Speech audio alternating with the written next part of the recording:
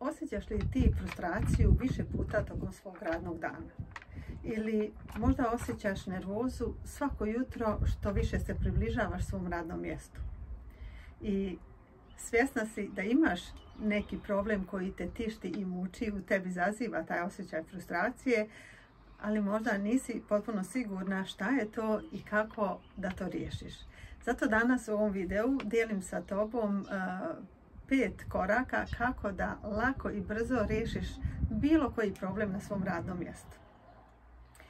Zato prijavi se na YouTube kanal kako bi i u buduće dobijala ovako korisne sadržaje koji te vode ka većem uspjehu i većem zadovoljstvu na tvom poslu. I kad pričamo o poslu, o karijeri, za ovih 20 godina karijere i radnog iskustva koliko ja imam, ono što sigurno znam jeste da ne postoji posao, ne postoji karijera bez problema. Dakle, to je jedna činjenica koja je tu, a ono što je zapravo ključno u tome jeste kako se mi nosimo sa tim problemima.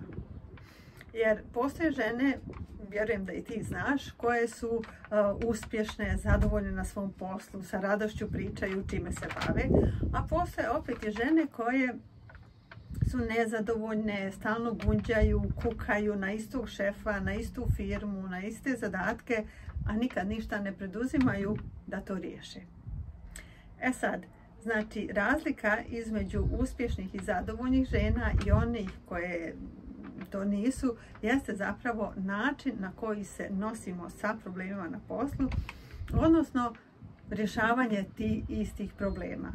Jer ostajanje u problemima, pričanje o tome, kukanje, stalno ponavljanje problema je zapravo nešto što tebi mnogo može da iscrpi energiju.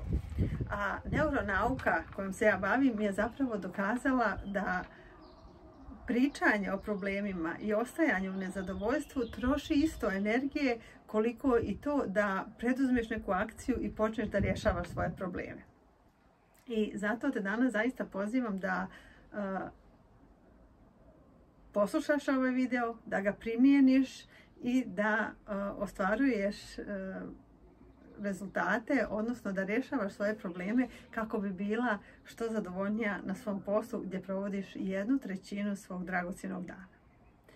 I hajde sad da se vratimo, kroz jedan primjer ću vam pokazati tih 5 koraka šta možeš da radiš. Evo recimo primjer moje klijentkinje koja je prije par dana započela saradnju sa mnom i kroz individualni rad rješavamo baš taj njen problem. Šta je poenta? Poenta je da isto tako i ona došla sa temom, osjeća neko nezadovoljstvo, frustraciju više puta u toku radnog dana, a ne zna tačno da mi kaže o čemu se radi i šta je zapravo problem. Tako da naš rad, ja kad radim, ako budem radila sa tobom, ako imaš ovaj problem, odnosno bilo koji problem na svom radnom mjestu, ono što je prvo i ključno jeste da istražimo tačno šta je problem na tvom radnom mjestu. Jer vjerovatno si ti čula ono kad ti prijateljica priča, jao, sve je grozno, užasno, ne volim više taj posao, da mi je da promijenim, da mi je da nađem nešto drugo. Međutim, da bismo riješili problem na poslu, prvo i ključno što je potrebno jeste da definišemo tačno šta je problem. I to jeste zapravo prvi korak i on je zapravo jako, jako bitan da bismo nastavili sa radom. Jer nije isto biti nezadovoljna na poslu, sa svim, sve je grozno, sve je, jer poznavajući ljudski um i energiju koju imamo, ne možemo rješavati sve probleme odjednom. I zato možda imaš više problema, ali nađemo prvo onaj koji je, da kažemo, gorući, koji je najveći i koji će, kada njega riješiš, zapravo učiniti pomak i donijeti ti više zadovoljstva i u svim drugim oblastima tvog posla.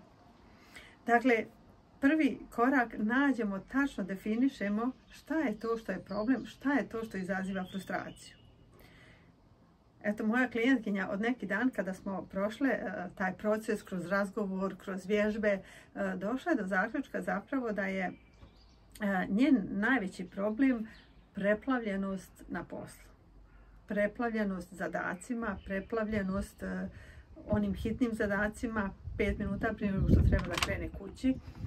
I to je ono što u njoj izaziva frustraciju, nezadovoljstvo. Inače je u struci koju voli, na poslu gdje je bila jako zadovoljna. Međutim, desile su se reorganizacije, štedi se na radnicima i ona dobija sve više zadataka i konkretno njen problem je ta preplavljenost na radnom mjestu koja je dovoljno jaka, dovoljno teška da ju zapravo uništava i radost i zadovoljstvo i posao koji je voljela do skoro.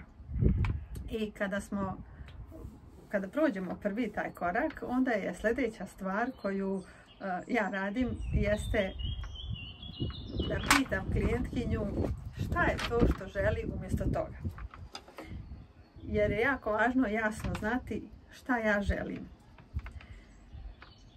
I ta klijentkinja od neki dan rekla je da želi da ima više vremena da se posvijeti svojim zadacima, jer je to struka jako precizna i ona to mnogo voli, međutim osjeća da nema vremena i da ne može da bude dovoljno dobra u tome što radi jer je preplavljena zadacima.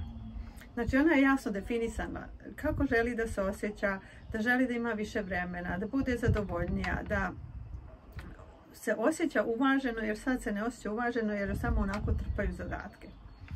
Dakle, ona je jasno definisala šta je to što želi umjesto tog problema koji ima. I to je fantastična stvar.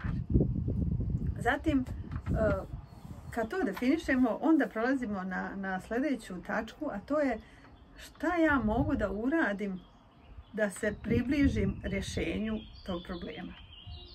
Jer kada se nalaziš u problemu, onda je teško vidjeti neki izlaz kada si sama. Onda se vrtiš u tom pričanju, kukanju, frustraciji i zapravo dokle god imaš tako te teške emocije, teško je vidjeti rješenje. I to je potpuno u redu. I zato je važno zapravo imati podršku, a to je i sljedeći korak. Znači, pokušamo tu da vidimo šta ja mogu da uradim povodom toga. I recimo moja klijentkinja, ona je tada rekla, pa vidiš, mogla bi da razgovaram sa mojim šefom, mada se bojim. Mogla bi da mu iskreno kažem kako se osjećam, koliko ti zadaci traju, koliko mi uzimaju vremena. Mogla bi da potražim podršku i to je bilo predivno definisano sa njene strane. I onda smo prešli na sljedeći korak, ko je zapravo osoba, šta je to što može nju da podrži na tom putu da ona to i ostvari, da zakaže razgovor, da bude iskrena sa šefom, da podijeli to svoje iskustvo i to kako se osjeća i svoje potrebe. Možda je to, firme imaju često neke, da kažemo, predstavnike iz različitih sindikata. Možda imaš u svojoj firmi predstavnika za zaštitu radne sredine, kao što sam ja bila recimo u mojoj firmi 4 godine. Pa sa tom osobom da porazgovaraš prije nego što odiš na razgovor sa šefom, da te onako podrži i osnaži. A također ono što možeš jeste da pišeš meni, da dobiješ podršku od osobe koja je stručna, koja nema, da kažemo, nikakvi kontakt sa tvojom firmom i nema nikakvih strana da navijam za jednu ili drugu stranu. Tako da je stručna podrška zapravo trenera za karijeru nešto što je danas fantastično i što preporučujem svakako. Jer uz podršku ćeš mnogo lakše, sigurnije i brže da ostvariš to što želiš, odnosno da riješiš taj problem koji te muči. I posljednji i 5. korak jeste da te pitam šta je to što možeš da uradiš već danas. Znači ne sutra, ne za mjesec dana, ne za nedelju dana, nego već danas. Jer na taj način se ti zapravo obavezuješ da ćeš to da uradiš, nekako daješ sama sebi obećanje i to je ono što je izuzetno važno, da si nekako prema sebi osoba koja kaže nešto i uradi nešto.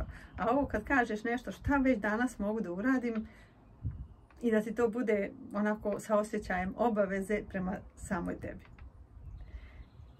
I eto, to su bili tih 5 koraka.